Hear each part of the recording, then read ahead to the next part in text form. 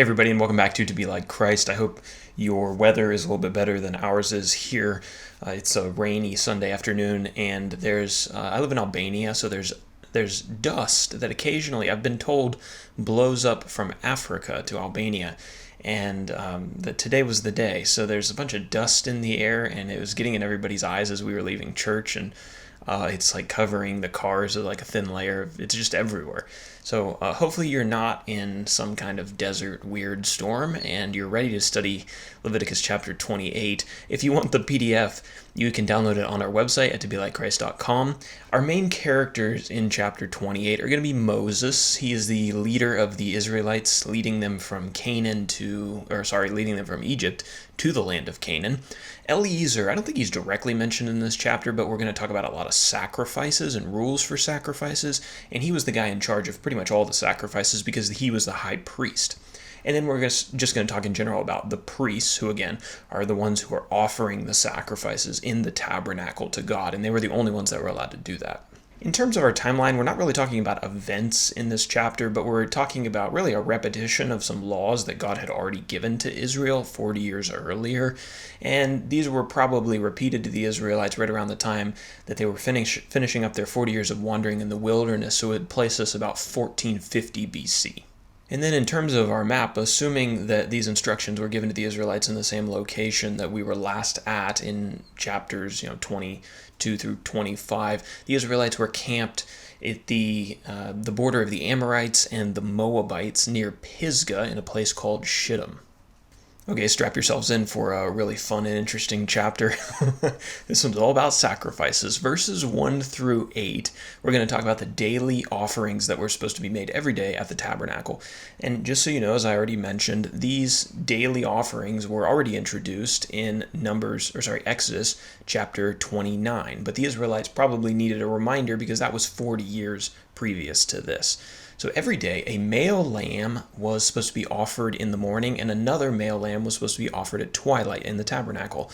Along with each lamb, the priests were to offer 1/10 an ephah of fine flour and 1/4 of a hin of oil as a grain offering, and a drink offering of 1/4 of a hin of wine was also to be offered with each lamb. If you want more information on those measurements, a hin, an ephah, I'm pretty sure back in Exodus 29, and I know for sure in some of the Leviticus outlines, we have some details on those.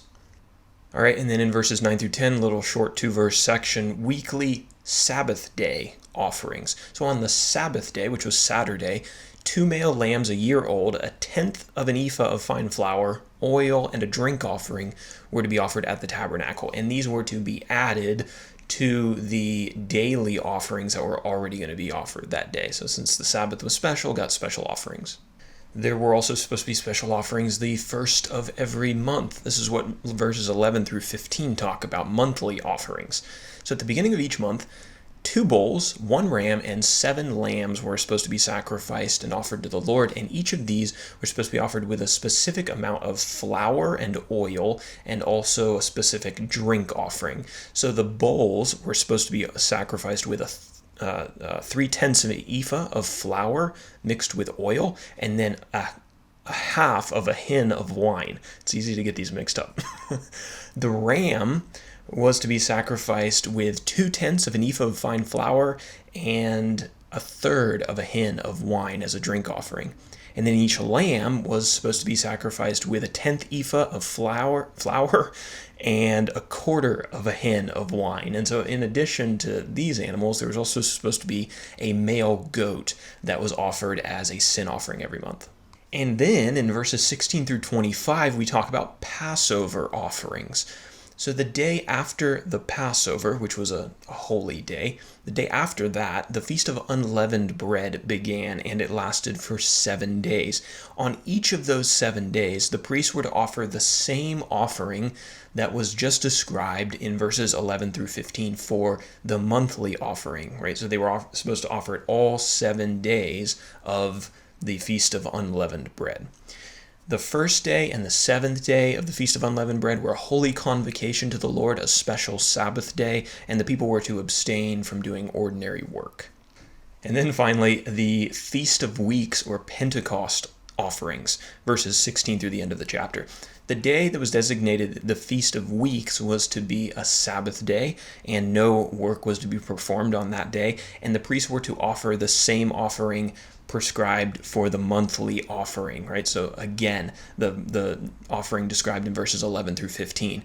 On the day of the Feast of Weeks, 2 bulls, 1 ram, 7 lambs, and all the associated grain offerings, wine offerings, oil offerings were to be offered that day as well.